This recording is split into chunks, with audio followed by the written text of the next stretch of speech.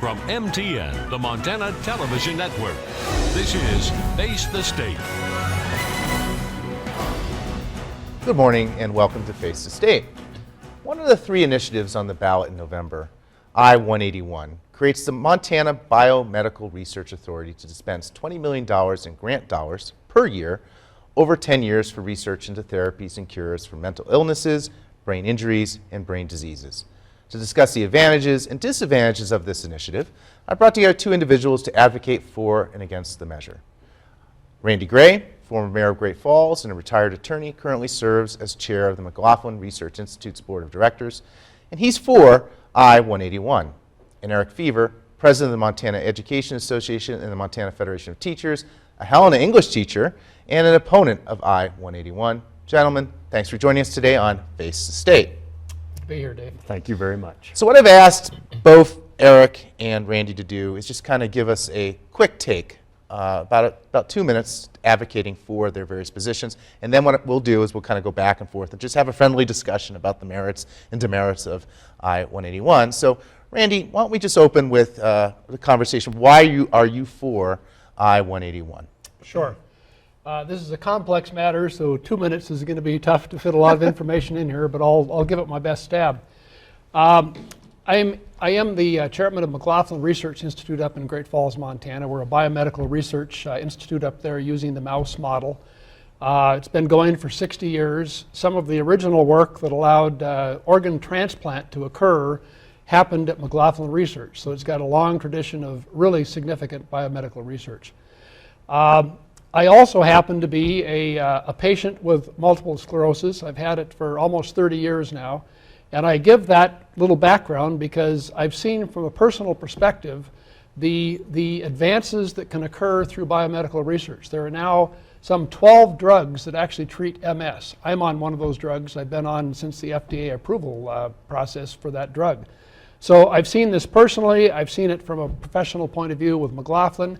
And we have teamed up with a lot of other scientists in Montana.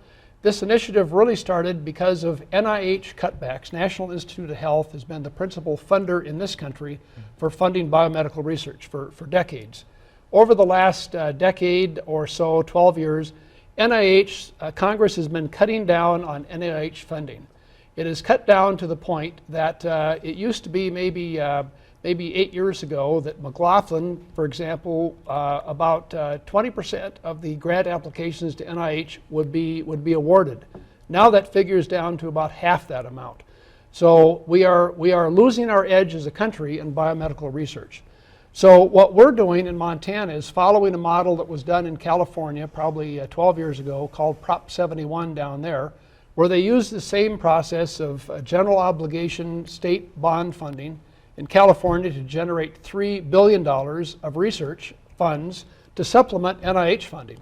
There happen to be several folks from California that are principal researchers in all the world that are also involved in McLaughlin Research Institute up in Great Falls. They're the ones that brought the idea to Montana, suggested that we try this process in the state of Montana. So what the proposition does generally in Montana, for each of 10 years, 10 sequential years, the voters would authorize up to $20 million of GO bond funding in the state for research to be done in Montana, because we already have researchers in these areas on what I refer to as brain diseases, disorders, and dysfunctions. So basically MS, Alzheimer's, Parkinson's, autism, very importantly things like stroke, post-traumatic stress syndrome, concussive brain injuries, addiction disorders, diabetes, depression, schizophrenia. That whole family of issues would be what would be researched in the state of Montana. Again, it builds on researchers we already have in the state doing those areas of research at MSU, at University of Montana, at the pharmacy school at UM, Shodair over in Helena, McLaughlin up in Great Falls. And we've found out that a number of our major hospitals and clinics in Montana also would like to participate in this research through their patient loads and teaming up with some of these other scientists that are already working on this in the state. Now, Eric, you are speaking against the initiative. I am indeed. Why don't you tell us why? Sure. You know, I am president of the largest union in this state. We represent almost entirely public employees working across the state of Montana in every county and every school district in the university system. And we're very interested in good government and public programs and services. We're also very interested in infrastructure development, our Constitution and precedent. And I think 181 challenges the things that we are truly interested in. It creates a new spending program.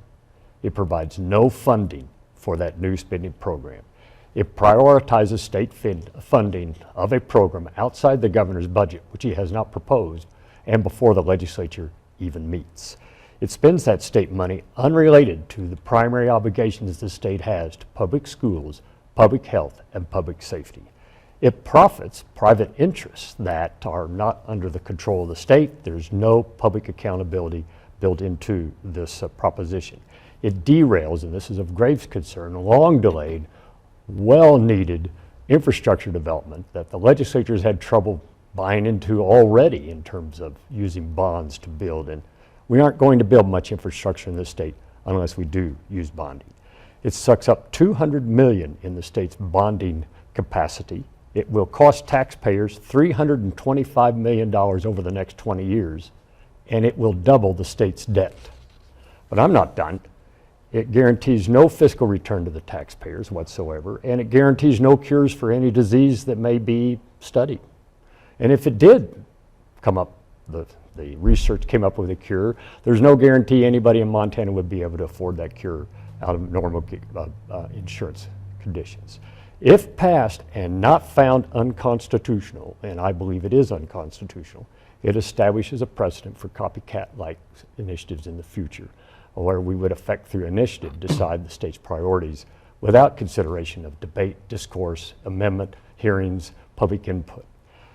181 is not what you see when you go to the ballot. When you go to the ballot, there will be a simple statement there, vote yes or no. 181 is 8 pages, 24 sections of new law. It's a very high-risk proposition that will have perhaps no return whatsoever to Montana in any form. So we're opposed. Randy, let me bring up a kind of an issue that Eric brings up, is the constitutionality question, and I want you to address that. Eric says it's unconstitutional. Obviously, you disagree. Why? Well, sure, and I'll respond maybe to some of Eric's other points here as well. This initiative was drafted with the assistance of the Dorsey Whitney Missoula Law Office. They're the principal bond gurus in Montana on the bond law of the state of Montana. Additionally, 4 other lawyers worked on this that are involved with other entities in the state, including myself. We absolutely believe it's constitutional. We think that, the MEA filed a direct action in front of our Montana Supreme Court after 39,000 people signed petitions to put this issue on the ballot. MEA comes in at the 11th hour and files directly in front of the Montana Supreme Court to get the thing off the ballot, to preclude Montanans from making this choice for themselves. The Supreme Court slam dunk denied unanimously that request. Now, MEA could still, after the election, if it passes, could still bring that action back up against, but we absolutely believe it's constitutional. Furthermore, Montana has a very strong constitutional provision on 2 things. One is the right to know, the other is the right to participate. And I actually was an intern when I was in college for the Montana Constitutional Convention in 1972. I worked for the Revenue and Finance Committee. I was listening to those debates as a young person and understand fully the support in Montana for the right of people to participate in their government. This initiative is one of those rights the people in this state have elected to at least put on the ballot to decide whether Montanans agree that issues like Alzheimer's and Parkinson's and PTSD that affects veterans and diabetes that affects so many Native Americans, that those issues are important to the people of Montana. Eric's right, there's absolutely no guarantee. I can't stand here today and say that within 5 years or within 12 years or within 2 years that Montana is going to find a cure for Alzheimer's. But what I can say, there are already bright people in this state doing this kind of work, and I'm going to say that MEA is betting against Montana, is betting against our scientists, and I'm deeply offended by MEA through National Education Association, NEA, came in with a $528,000 contribution that was reported through our Commissioner of Practice's office 2 days ago.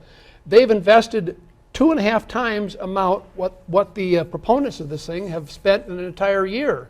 If you add in the litigation expense, they're up towards $600,000 on this. They're trying to buy the results of the election in Montana. Eric, there's a lot to chew on there. Let's start with just the question of, explain to me, or the voters, how precisely is, in your mind, this unconstitutional, and then feel free to respond to the other points that Randy brought up. Well, I do have to respond to some of the things Absolutely. that Randy, my newfound friend, just said about me and my union, which is actually MEA MFT. So it's an old form to say MEA, but not a big deal. Listen, if the Supreme Court had done what we asked it to do, which is to effectively throw the ballot question off the ballot because of its facially unconstitutional nature, we wouldn't have had to spend another penny. So now what we're trying to do is bring to the attention of the voters at the very last moment why this is a bad idea. And I don't think there's anything wrong with that. That's the American way. And if we are going to engage in direct democracy, ballot government, then we have to have the opportunity to say why we're in favor and why we're opposed, and be ready to spend money doing that. Is that the best way to run government? Well, frankly, we don't think so. But I agree with Randy. CONCON certainly, and our Constitution provides for initiative and referenda. That's the environment in which we live. And this union has spent a lot of time in that environment. And we've challenged a number of initiatives before they've gotten on the ballot and had them tossed from the ballot. And we've challenged initiatives that have passed and had them tossed on the grounds that they were unconstitutional. In fact, we have a real good record in terms of arguing constitutionality before our Supreme Court. We've never lost a question that we've taken to the Supreme Court on a constitutional issue. This ballot question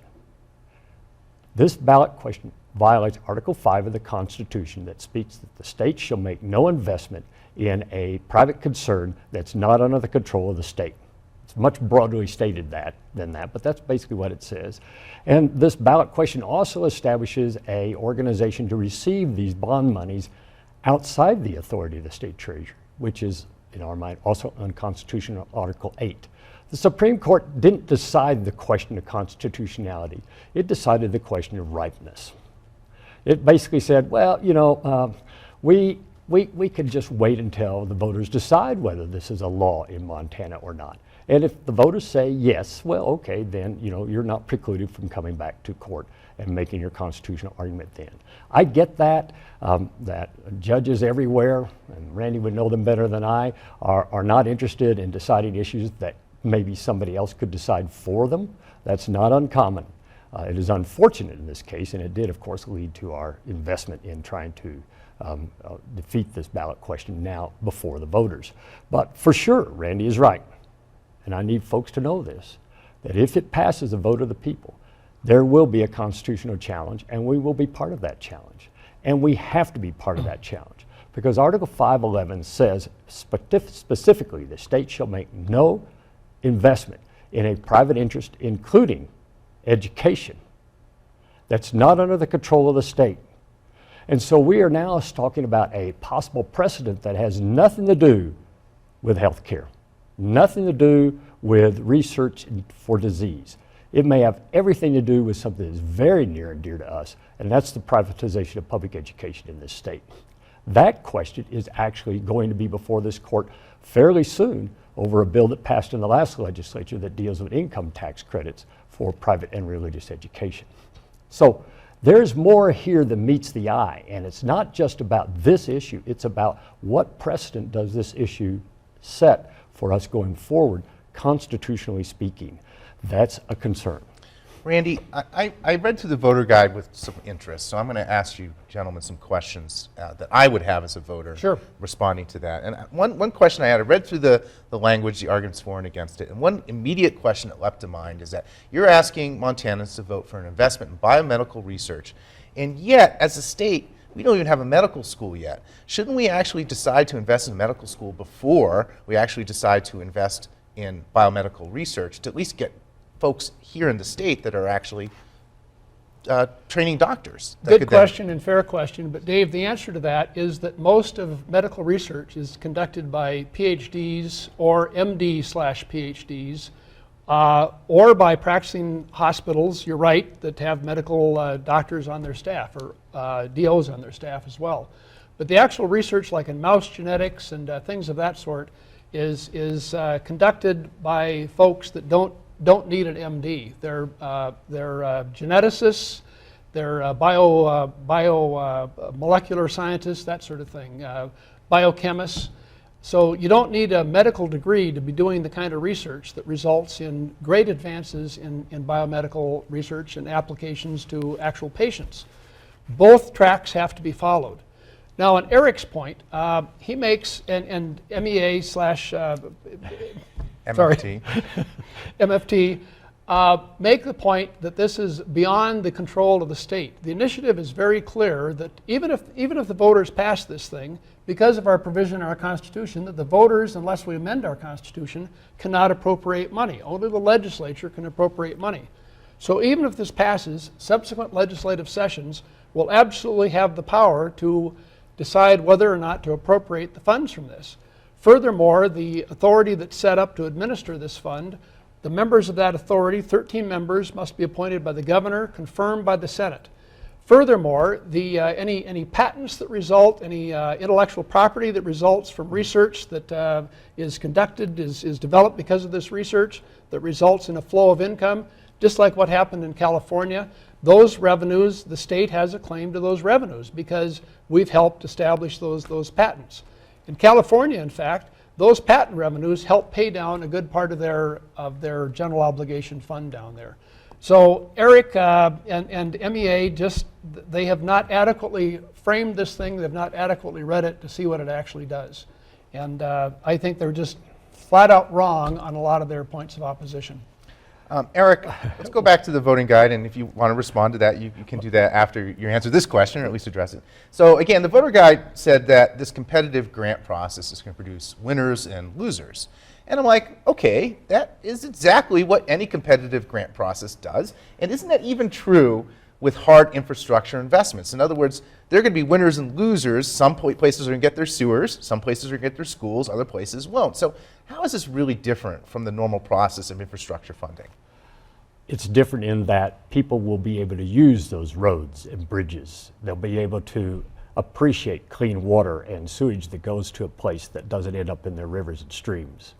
That's hardcore infrastructure. It puts people to work, shovel-ready stuff that we don't do enough of in this state, from the Libby to the Bakken. And you know, what Randy and crew here are providing is a massive food fight in the next legislature over bonding. This should be clear to everybody who's watched the last several legislatures quarrel over bonding, where you have to have a 2/3 vote, by the way, in order to bond, but not by this initiative. I mean, in the last analysis, this initiative solves that issue of 2/3. We failed a major bonding bill in the last session, a compromise bonding bill supported by Republicans and Democrats by one vote in the House on the last day of the session, back the last minute. And I see that very effort again failing, in part because we now have this competitor bond that's before us that we must fund before the legislature ever comes to town. That's just not what I would call good government. I would call that chaos government.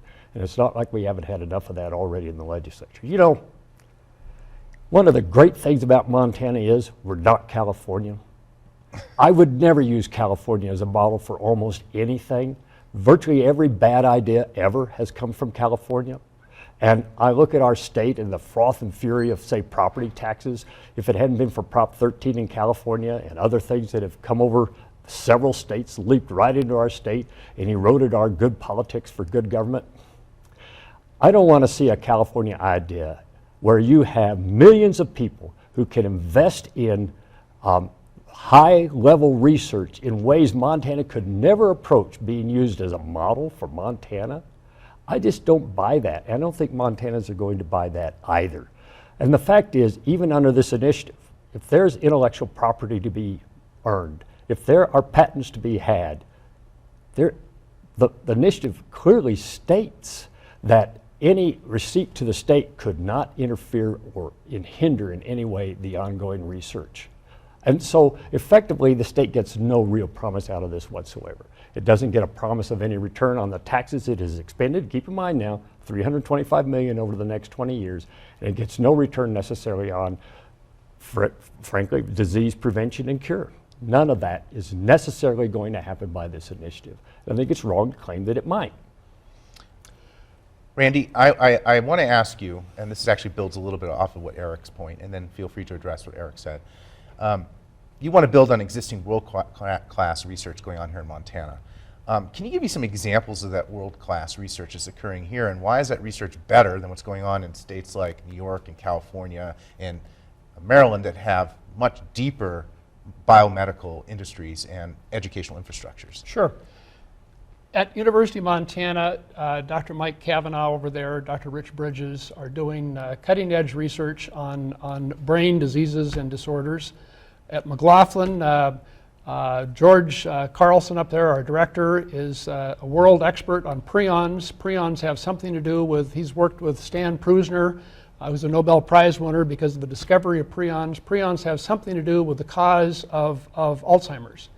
So there's work going on right here that very directly affects those things.